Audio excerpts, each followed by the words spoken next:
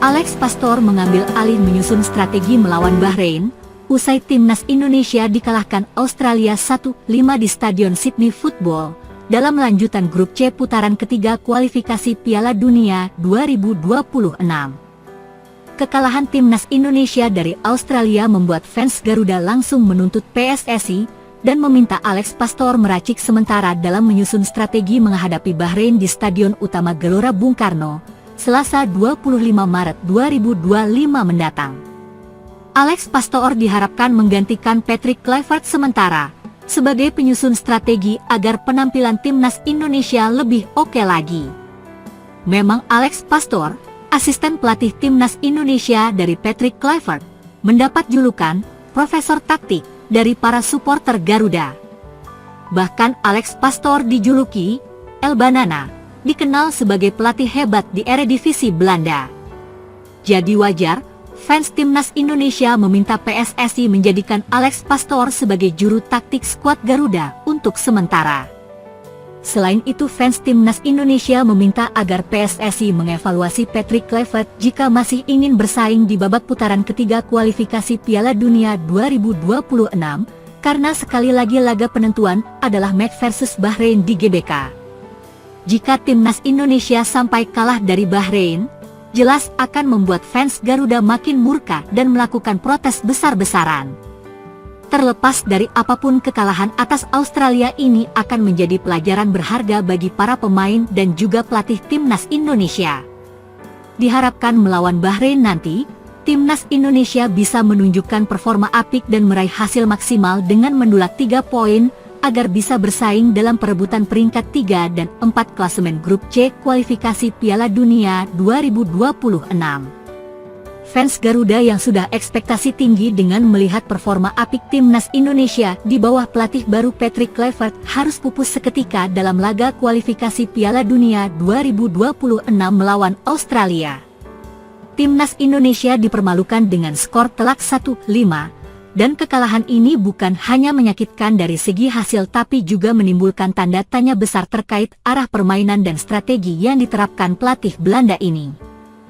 Pada pertandingan kualifikasi Piala Dunia 2026, timnas Indonesia harus mengakui keunggulan Australia setelah menelan kekalahan telak 1-5. Hasil ini membuat Australia kokoh di posisi kedua grup C kualifikasi Piala Dunia 2026 zona Asia di bawah Jepang.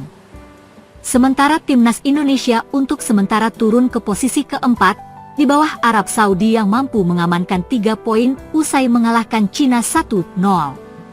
Sementara dalam situasi sulit timnas Indonesia menelan kekalahan telak, pemain yang kerap disebut Bang Jai panggilan Jai Izzes menuliskan kata-kata penuh makna di media sosial.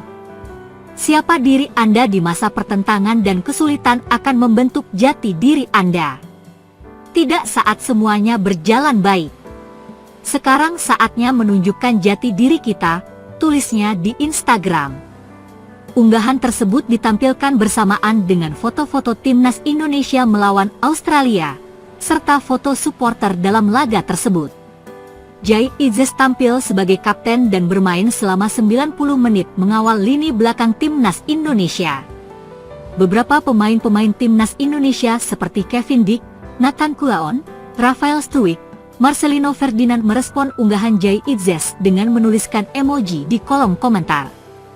Timnas Indonesia akan menghadapi Bahrain dalam laga lanjutan kualifikasi Piala Dunia 2026 pada Selasa 25 Maret mendatang. Setelah itu Cina dan Jepang akan menjadi lawan timnas Indonesia selanjutnya pada bulan Juni. Saat ini timnas Indonesia menempati peringkat keempat di klasemen grup C dengan 6 poin, di mana Jepang sudah merebut 1 tiket ke Piala Dunia 2026 grup C. 1 tiket otomatis masih tersisa dan selain itu ada 2 kuota ke fase keempat kualifikasi Piala Dunia 2026 yang akan diisi oleh tim peringkat 3 dan juga 4. Sementara tim yang menempati peringkat 5 dan 6 dipastikan bakal tersingkir. Meski telah membuat gebrakan besar di awal tahun 2025 dengan mendatangkan sejumlah pelatih dari Belanda dan juga pemain-pemain baru, namun nyatanya timnas Indonesia harus menelan pil pahit ketika dikalahkan Australia. Sebuah hasil yang jelas sangat jomplang ketika Indonesia terakhir bertemu dengan Australia di GBK pada leg pertama. Ketika itu timnas Indonesia berhasil menagah imbang Australia 0-0 yang pada saat itu dilatih Shin Tae-yong. Melihat hasil timnas Indonesia dipermalukan Australia di leg kedua, membuat sejumlah fans yang datang langsung di Sydney Stadium tampak cukup geram. Mereka bahkan meneriakkan nama Shin Tae-yong yang membuat satu stadion menjadi heboh. Di sisi lain, dengan kekalahan memalukan di laga debutnya, Patrick Kluivert harus bertanggung jawab penuh dan tentu saja habis laga ini akan langsung dilakukan evaluasi besar-besaran agar kejadian serupa tak terjadi ketika melawan Bahrain. Kepercayaan diri tinggi terhadap timnas Indonesia setelah PSSI melakukan sejumlah gebrakan baru di awal tahun 2025. Ditambah banyaknya pemain inti Australia yang mengalami cedera.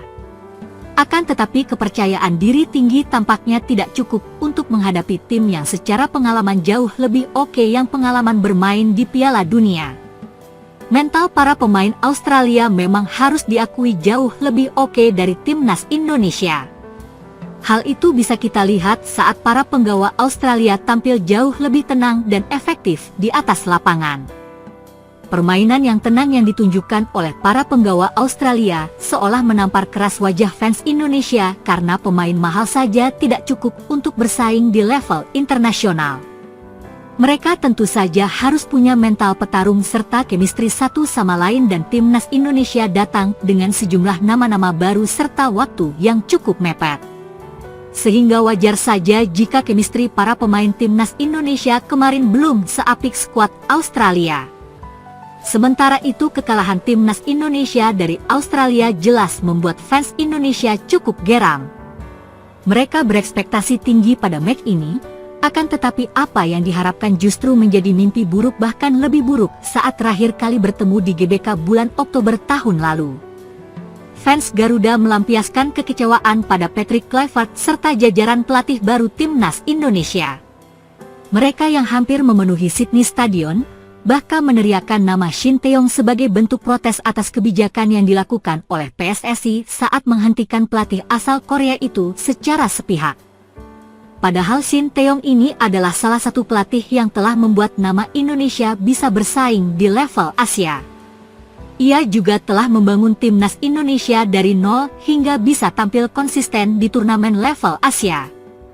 Sementara itu kekalahan ini menjadi pukulan bagi timnas Indonesia yang baru saja ditangani oleh pelatih baru Patrick Kluivert, di mana sejak pengumuman resminya sebagai pelatih pada Januari lalu penunjukan pelatih Belanda itu telah menuai pro dan kontra di kalangan pecinta sepak bola tanah air. Bahkan tagar Kluivert out sempat trending di media sosial sebagai bentuk ketidakpuasan terhadap rekam jejak Patrick Kluivert yang dianggap kurang mumpuni.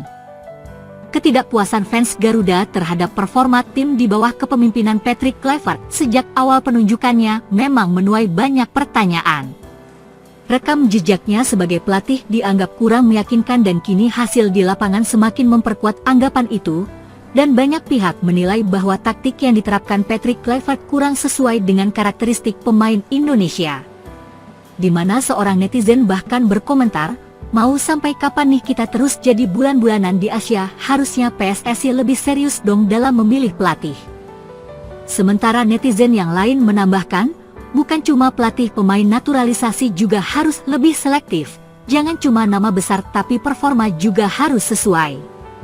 Kekalahan ini jelas menjadi alarm besar bagi timnas Indonesia jika masih ingin bersaing di kualifikasi Piala Dunia. PSSI dan tim pelatih harus segera mengevaluasi strategi komposisi pemain serta kesiapan mental para pemain di mana beberapa hal yang menjadi sorotan yaitu taktik yang tidak jelas. Pemain timnas Indonesia sering terlihat bingung dalam membangun serangan dan rapuh saat bertahan minimnya koordinasi di lini belakang. Gol-gol Australia juga semakin besar lahir karena kurangnya komunikasi antar bek. Selain itu kualitas pemain naturalisasi beberapa pemain yang baru dinaturalisasi juga belum menunjukkan performa yang diharapkan.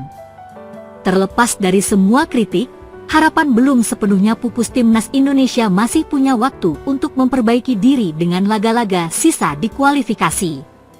Kesempatan untuk bangkit masih terbuka. Yang dibutuhkan kini bukan hanya perubahan strategi di lapangan tapi juga mentalitas juang yang lebih kuat saat menghadapi Bahrain di Stadion Utama Gelora Bung Karno, Selasa 25 Maret 2025.